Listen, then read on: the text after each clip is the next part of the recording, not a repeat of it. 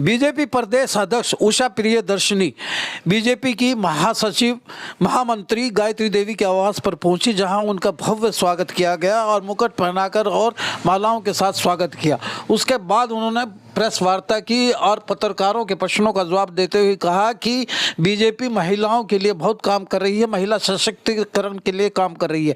जब उनसे प्रश्न पूछा गया कि सोनीपत में एक बीजेपी नेता की अश्लील वीडियो वायरल हुई है, तो वो बगले झांकने लगी।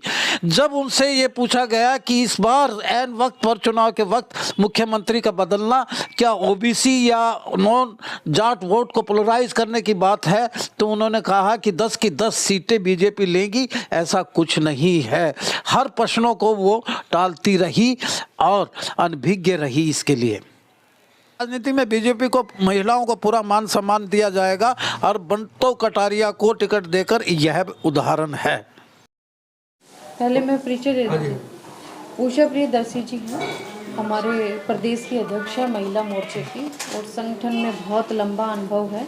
ओबीसी मोर्चे में भी ये रही हैं, प्रदेश उपाध्यक्ष रही हैं और इनके जो फादर हैं राजस्थान में मिनिस्टर रहे हैं रोहतास शर्मा जी, और अभी की बार भी उन्होंने चुनाव लड़ा था। 8-9 बार वो चुनाव लड़ चुके हैं जी। ये जैसे चांदवीर जी हैं, हमारे विस्तारक हैं, वैसे लोकसभा विस्तारक हैं और आप हांसी विधानसभा को मुख्य रूप से देखते हैं। मधु बंसल जी हैं, मेरे साथ मंडल की अध्यक्ष रही हैं जब मैं जिला अध्यक्ष महिला मोर्चा थी। और श्वेता जी हैं, हमारी प्रदेश की सोशल मीडिया की संयोजक हैं फरीदाबाद से। बरखा यादव जी हैं, प्रदेश कार्यकारिणी की हमारी सदस्य हैं महिला मोर्चे की गुड़गांव से जी। आज का दौरा मैडम कोई विशेष कोई एजेंडा रहा, किस तरह का? क्या आप 2-3 दिन से मेरे ख्याल से हिसार में ही हैं? जी हाँ, मैं 14 तारीख से मेरा प्रवास सबसे पहले हिसार में था। पूरा दिन का प्रवास रहा, रात्रि विश्राम भी वहीं रहा। उसके बाद सिरसा रहा हमारा और फतेहाबाद। ये सब करते हुए आज मैं अभी हांसी से इधर निकल रहे थे तो मन किया कि आप सभी छायाकार पत्रकार बंधुओं से एक बार रूबरू हो जाएं।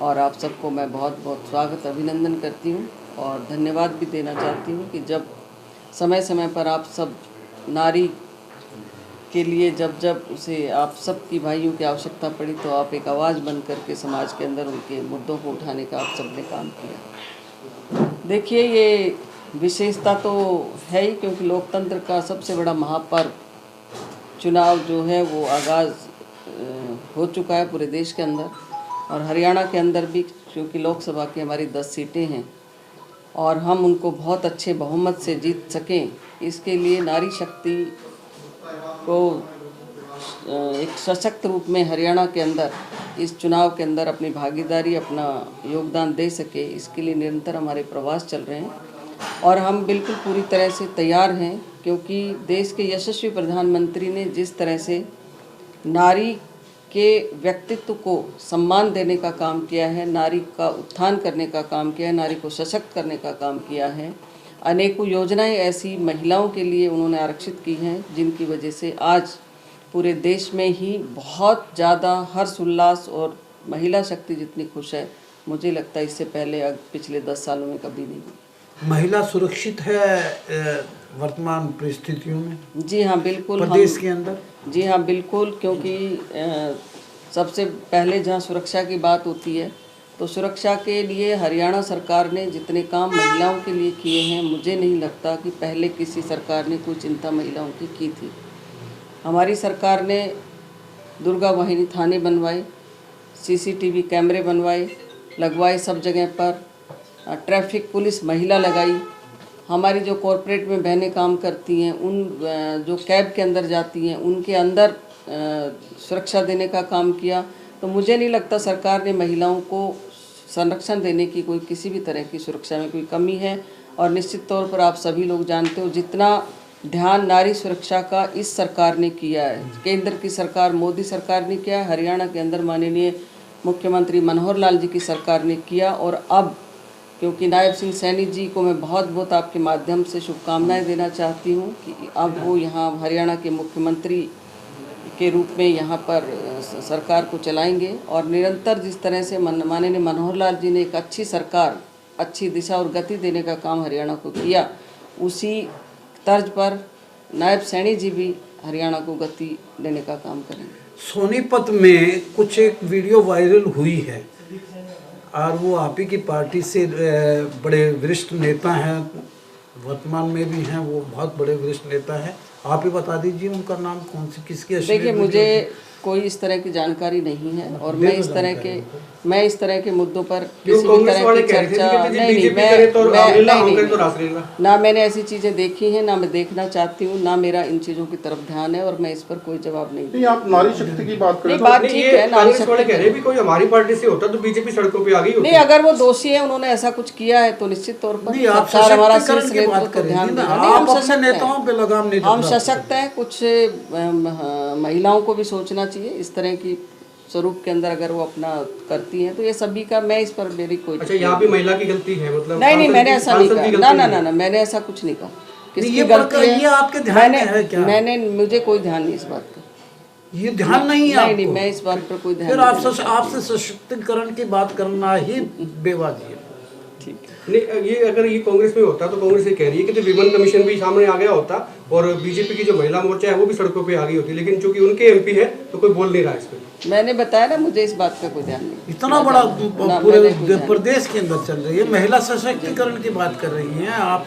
संगठन के कार्यकर्ता जी, हम तो संगठन का काम कर रहे हैं। नहीं, और ये नहीं, मेरी आप ये बात समझिए ना, अगर ये चीज़ वास्तव में हो रही है, ऐसा है तो पार्टी निश्चित तौर पर संज्ञान लेगी, उसके परिणाम भी आपके सामने आ जाएंगे। कब लेगी मैडम सिंह? काफी टाइम हो गया, काफी दिन हो गए।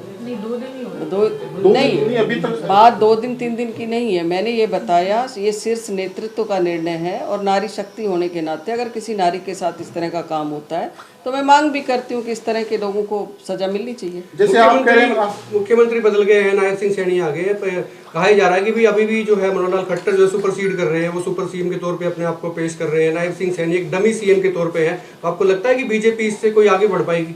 नहीं, किसने कहा डमी सीएम के तौर पर है? देखिए ना, लोक संपर्क नहीं, विभाग का नहीं, कल पोस्टर नहीं, जारी नहीं, होगा, नहीं, नहीं, उसमें नहीं, पूर्व मुख्यमंत्री नहीं, ऊपर नहीं, उनका नहीं, गुणगान हो रहा है, नहीं, नीचे नहीं, मौजूदा मुख्यमंत्री है। नायब सिंह सैनी जी एक कार्यकर्ता के रूप में मंडल स्तर से उठकर आए हुए कार्यकर्ता हैं।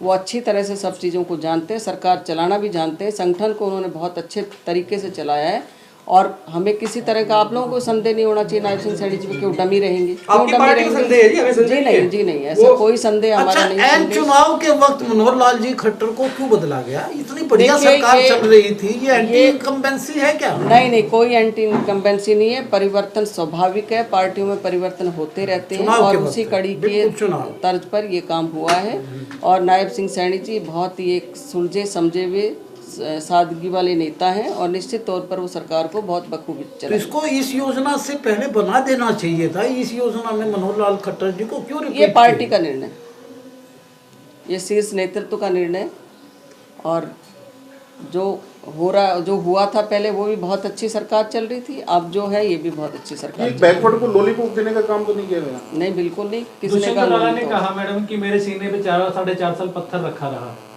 और अब मेरे सीने से वो 4.5 साल से पत्थर देखिए, ना बचा है। हमने 4.5 साल सरकार दुष्यंत चौटाला जी के साथ बहुत अच्छी सरकार चलाई है, पूरे मान सम्मान के साथ उनको रखा है और अब नेतृत्व ने सोचा कि भाई इसमें हम अकेले चुनाव लड़ेंगे तो ये हमारा निर्णय है, इसमें कोई बात नहीं। ये विपक्ष आरोप लगाता है कि उसको ईडी का आईना आप दिखाते रहे और अपने साथ उनको बनाते रहे और जब उसकी टिकट की बात तो आप नकार गए। आज भी वो अमित शाह के साथ मिले हैं कि हमारे बड़े अच्छे संबंध हैं। क्या चक्कर है? ये इतनी पैराडॉक्सिकल चीजें कैसे आती हैं?